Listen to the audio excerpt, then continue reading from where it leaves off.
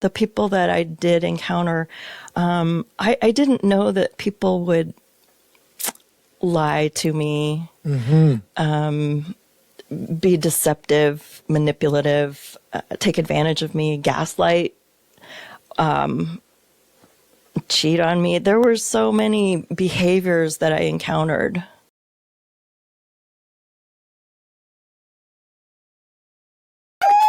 Hello, hello. Welcome to the So We're Here Now What podcast, seeking answers for the issues of today and getting to the root of the problem. Today, we have a guest, a good friend, a neighbor we've known for a long, long time. Very excited about it. Again, we want just hope that you can. You know what the deal is. You have to click like, share, subscribe, and give us your comments. We want to know some of the issues that you might have, something you want to talk about. So anyhow, today I'm going to introduce our friend, Stacy, and just want to welcome you to our podcast today. To the So We're Here Now What podcast. Now what? Yes, So We're Here Now What. And so just going to have a little fun and here today talking about life, kind of giving a little testimony of your life in the past as you grew up and as we growing older, etc. But this is, we are not professional in here. We just chilling and relaxing, no big deal. And so we just tell it like it is. Yep. And that's about it. So yeah, we know that you came from Omaha and it takes about an hour to here in Lincoln. Yep. How did that go? Nice drive today. Yeah. It looks nice out there. Day out. Yep. Yeah. Yeah. It wasn't too crazy. That's good. That's good. Get to hear that. And so, let's get right into the point of the whole thing. Okay. Get into the issues.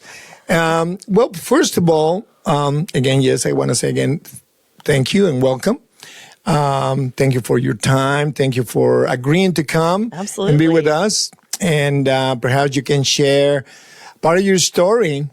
This is about your story. This is not about anything else. It's about your journey, what you've been going through.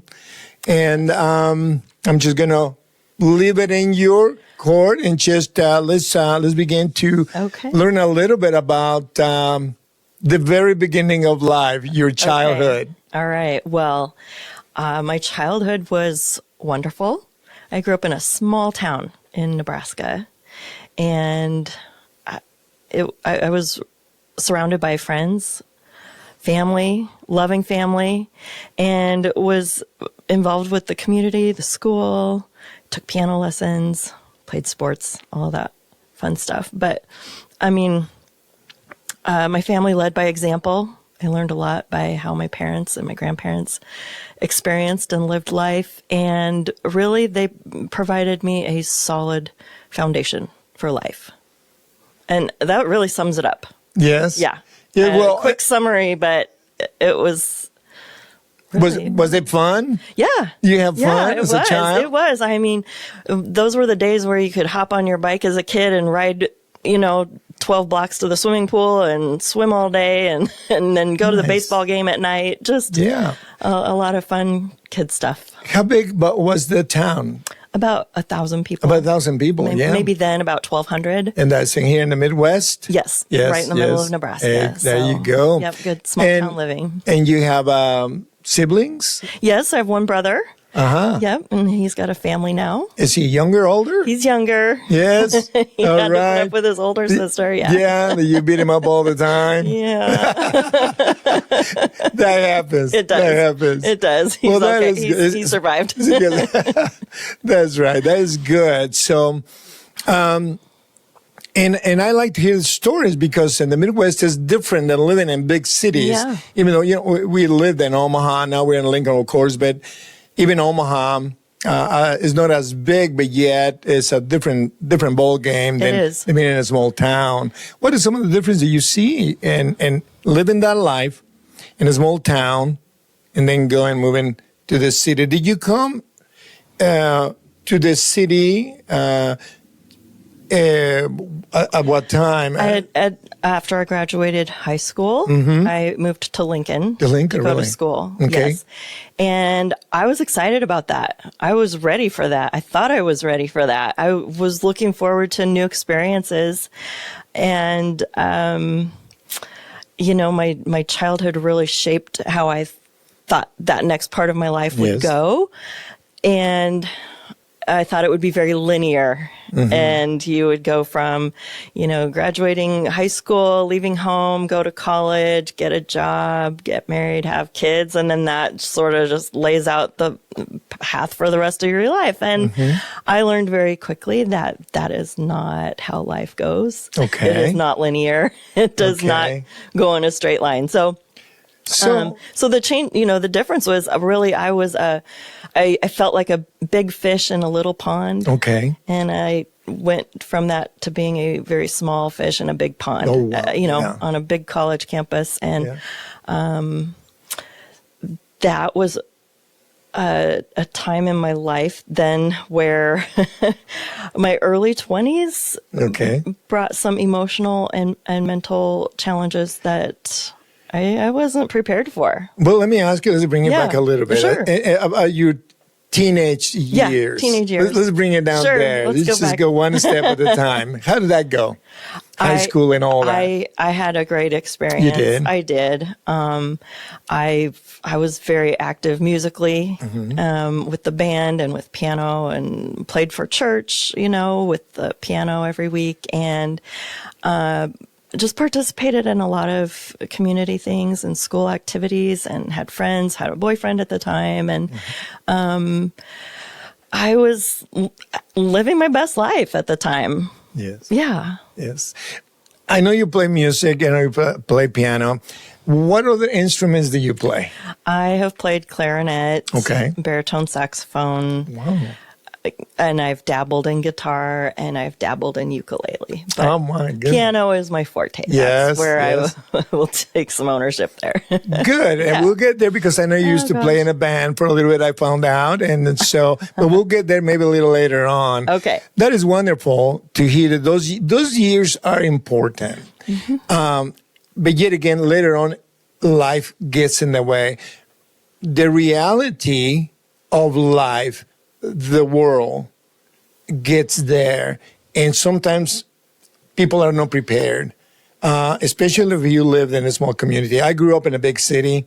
So to me, anything was nothing because I grew up in Mexico City. That was never changed. The changes was when I came to the Midwest, and it's just like, whoa, Nelly, what am I going to do with myself? But you came to Lincoln. Yes, and I did not thrive You did. socially. I did not. And that's not how I thought it would go. For most people, that's when they do begin to really thrive, is in their college years, and make friends that they have for the rest of their lives. And I just didn't encounter my people. Okay. The people that I did encounter, I didn't know that people would lie to me, be deceptive, manipulative, take advantage of me, gaslight, cheat on me. There were so many behaviors that I encountered with people in the bigger world that I had never experienced in my hometown, small town, where I could trust everyone. And I didn't have coping skills for that type of interaction with people. And it really, really, when you're in it and you're young, I was kind of lost. I ended up really lost. And I wasn't the type that would just stop, assess where I was at, and maybe change course. Yeah. Maybe go to a different school, or it just wasn't. I thought, like I said, I was still on that linear path mindset. Yes. So I was going to just keep moving forward with where I was at, what I was doing. And that was also a time where friends, start meeting their life partners and getting married. And that was difficult for me. I wasn't having great dating experiences. They were disappointing, to say the least. They were college kids. We're college kids. Right? Yep. Yep. College boys. Somehow that hasn't changed, but we'll get to that too. And let me interrupt here that when you come from a small town and you trust everybody, it isn't what you expected, and now you have to deal with it. Yes. And what are you going to do about it? And sometimes, some young people that live in small towns, they're ready to go. To move out, to just experience life, to get independence, to go out there and go to parties and et cetera, et cetera. Those principles get lost in the shuffle of the life in a bigger town and in college. That is what I hear. But to some people, it becomes really a tornado in their lives. And I would imagine that is one of the parts in your life that you experience. Yes. I just didn't have a college experience that I look back on and fondly. And, that's life. Not everything, like I said, is going to go like you expect it to. That's right. So those were kind of my early 20s. And then my late 20s, I took a second job.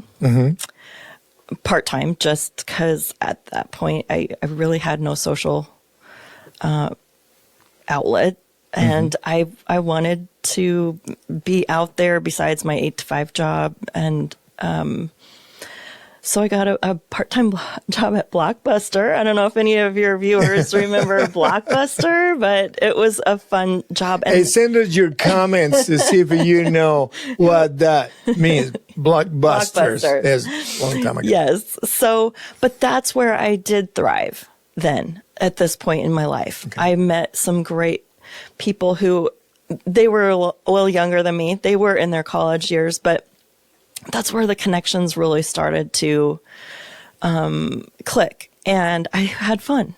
I felt like in my late 20s, I maybe had that a more college type experience where I was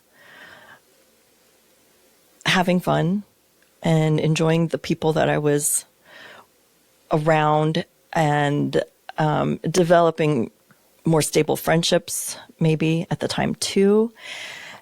But this came at the expense of my health now for the first time, my physical health. Okay. Because we did party, and I was out till 2:00 in the morning a number of nights during the week. And if I wasn't out partying, I was working that second job at Blockbuster until 12:31 in the morning. And of course, working a full-time job. My social life was very active, and in about a space of 3 years, I was doing that, working full-time, part-time job, decided to change careers. So I went back to school. So I'm doing school nights, homework again in my late 20s, and it took a toll. I wrecked my nervous system. But I didn't know it was happening because I was enjoying life. Yeah. I kept moving. I never stopped. And the signs were there. This gets really strange to talk about, but one of the symptoms that I look back at is sweating. We're all sitting around in given day and, feel a little bit of wet in the armpits, but my nervous system, my hormones were so out of whack. I would literally be wet clear down on the sides of my clothing. And just sitting here, it was bizarre. My doctor had no answers. And that's the worst. And that was just the start. And so, I tried to find some answers, and I did for myself. And when I went back to my doctor and said, here's what I found that helped, oh, I would have prescribed something that would have done a similar thing. And I'm thinking, well, then why didn't you? Anyway, I don't want to go too far down that road, but. Well, sometimes it's good. And I tell you why it's good. Because there are people that are going through some of these similar things, even when we're talking about doctors. And unfortunately, I have had my own experiences, even at my age now. And I can tell you sometimes I cannot say that I can trust my doctors. But anyway, yes. But perhaps somebody might identify with what you went through in regards of not being assessed and finding the issues and perhaps prescribe some things. And sometimes, though, you take something and the side effects are worse than the symptoms of the problem. Yes. And you went through that. I did go through that. So that got me to my early 30s. And I would say the decade of my 30s were really defined by disappointment and depression. Okay. At that point, I moved to a new city for a new job because I made that career change. Okay. Which was a good move. In the big picture, that was a good move. All right. But all of a sudden, I don't have two jobs taking up my time. I don't have this active social life because I was moved away from all of my friends. I didn't have school that I was attending several nights a week and homework. All of a sudden, things were quiet. There was no busyness. And it's in those spaces that you learn a lot. Yeah. And that's when I realized I'm depressed. Oh, wow. I had a doctor ask me once if I was depressed, and I said, how could I be?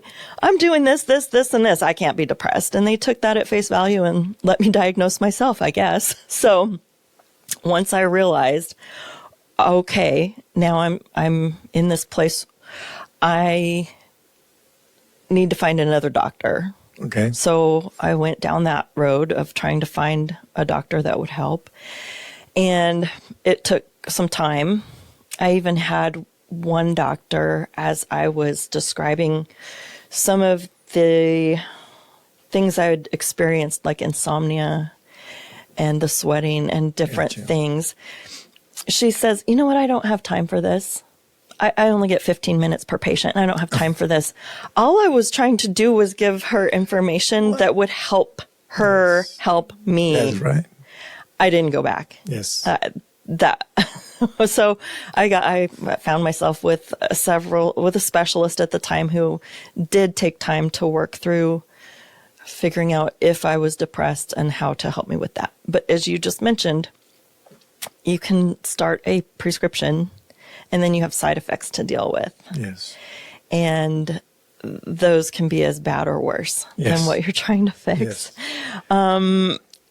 And I was just never quite right after that burnout in those 3-year time frame. So, because I know how it is, and you've known this, I might mention it to you, that I understand about depression.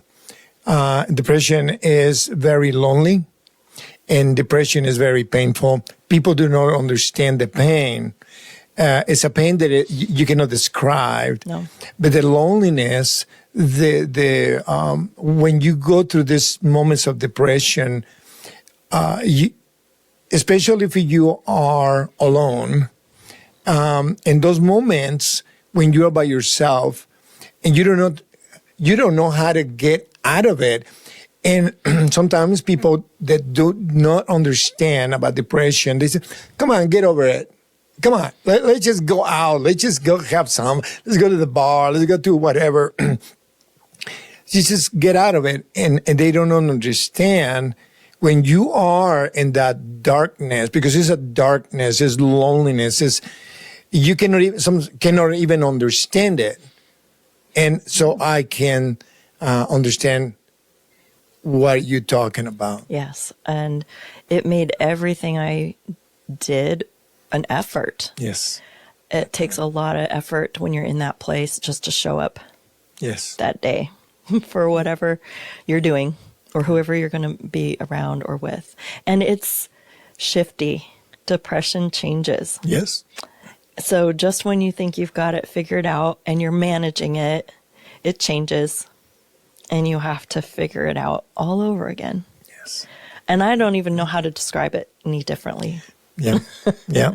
So that was it. Out here I am going to be dealing with that for the rest of my life, as far as I know, right? Yeah. And I did do a number of prescriptions where it changed, and it's hard.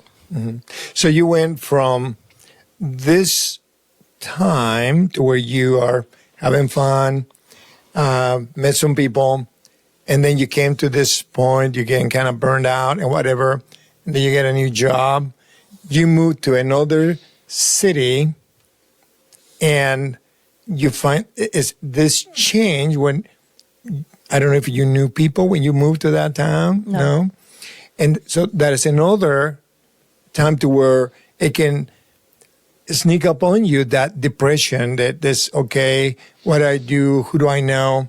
Spend a lot of time alone, thinking, creating monsters that don't exist, and dealing with it. And when you don't have the emotional, per se, resource, when perhaps you don't know how to cope and you don't get the help, and then it can become, that depression can be even deeper because you find yourself more alone because that hero, that person that we trusted, doctors and whatnot, they're not there. And when you don't even have a friend that you can have a shoulder to cry on and whatnot, somebody that can at least listen to you. And then you go deeper into this almost like non-ending spiral and your feelings and being. And I, so here I was in a new place and having to make new connections, and it takes time. Yes. We all want everything to happen quickly, and it doesn't. It took time. One thing that did help me acclimate to a new place and meet new people was I taught piano lessons for 12 years. So I met a lot of great families and kids, and I was doing something I loved to do, and that was music. So that was one real positive at that point in time for me. And I can't. I did it for 12 years, and then that was enough, But during that time, I went through a lot of dating experiences. We're back to that topic. Gotcha. And again, very disappointing on all fronts. But, at that point, I was very actively trying to date because at that point, again, my friends were all married and having children, and I wasn't. And that's what I thought was going to happen. And I thought it would happen very organically. This was prior to the internet dating that happens these days. So you had to be very proactive about it. So you come to that time to where you find yourself on that. So we're here now. What? That was one of those times. Yes. And so let's come back to this on this next chapter.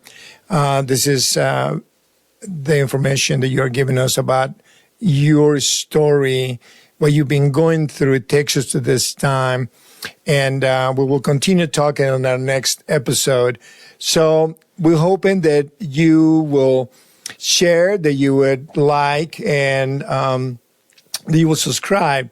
But we're going to come back on the next episode, continue talking with Stacy about her story, and hope that you can join us on the next one here at the So We're Here Now What podcast. We'll see you in the next episode. God bless you.